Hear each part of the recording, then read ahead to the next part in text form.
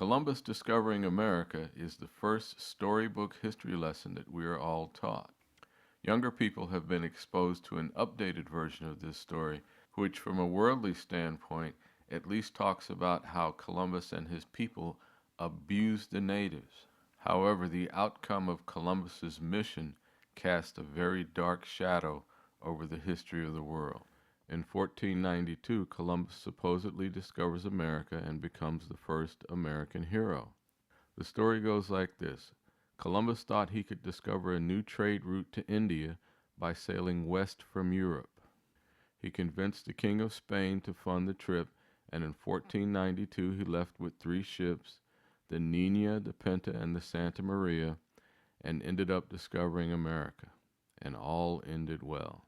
The truth of the matter is amazingly horrific, and it set the tone for all the future invaders that came to America.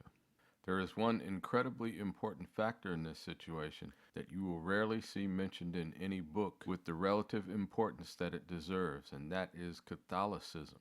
40 years before Columbus first set sail for the Americas, the Pope of Rome, the head of the Catholic Church, created a policy called the Dum Diversas.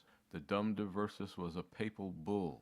A papal bull is a decree issued by the Pope, signed with the seal. It's where we get the word bulletin. The Dum Diversas was issued in 1452, and it authorized the King of Portugal to attack and kill all Saracens and pagans, to invade their lands, and to reduce them to perpetual slavery. 2 years later, the same Pope issued another bull called the Romanus Pontifex. It gave all Catholic nations, the European nations, dominion over any discovered country in the New World.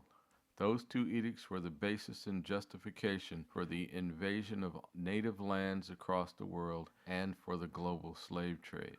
On top of this, the Spanish had been fighting the Moors for control of the Iberian Peninsula for hundreds of years. They had developed warfare into an art form. The Spanish were professional killers with all the technology of the day. The natives, who didn't have guns or steel or armor, didn't stand a chance.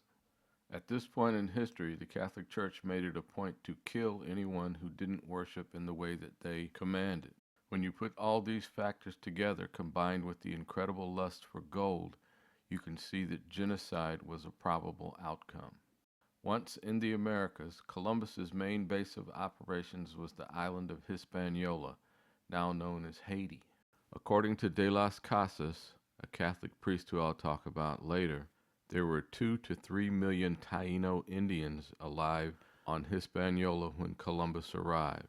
Less than 20 years later, according to De las Casas, there were only 60,000 people alive on the island, including the Spanish invaders.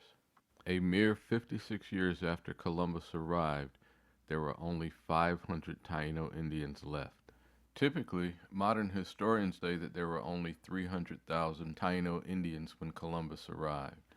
Even so, Columbus and his men were responsible for the deaths of hundreds of thousands of people, making him one of the great mass murderers in history. Columbus was also the first person to send enslaved people across the Atlantic, having sent approximately 5,000 enslaved Indians back to Spain. It was after Columbus's 3rd voyage to the New World as governor of Hispaniola that he was relieved of duty and arrested and sent back to Spain in chains. Here is a list of some of the things Columbus was accused of. Although the natives welcomed Columbus and his men, almost immediately they were enslaved and being murdered. They were forced to search for gold. Anyone who did not meet their quota was mutilated by having their hand cut off so that they would bleed to death. Columbus's men were also known to murder Indians for sport, just for fun. Of course, rape, including child rape, was a part of the picture. The priest that Columbus brought with him on the 2nd journey actually excommunicated Columbus for cruelty to the Indians. Apparently, he did not care. Columbus was accused of using torture and mutilation on his own people to rule the island. He even killed some of his own guys with his own hand.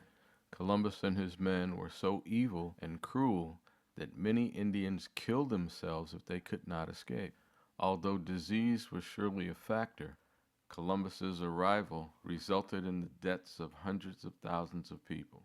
Even if they knew better, Columbus and his men killed the Indians en masse as though they weren't even human. Their actions were those of depraved pirates. So, what was Columbus's self justification for all this demonic activity? Believe it or not, Columbus claimed to be a committed Catholic. He claimed that he had been ordained by God to find the New World, and the point of all the seeking of gold was to fund a new Catholic crusade to the Middle East to retake Jerusalem. When you consider the lack of success of most of the other crusades, this sounds very much like a pipe dream and basically a self-justification for greed. Earlier, we mentioned Bartolomé de las Casas. Initially, he was a slave owner on Hispaniola.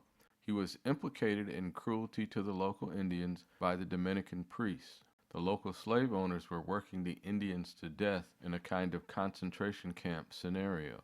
Later, de las Casas repented to a certain degree, and in a misguided attempt to save the Indians, he was the one that introduced the idea of importing Africans as slaves to the Americas.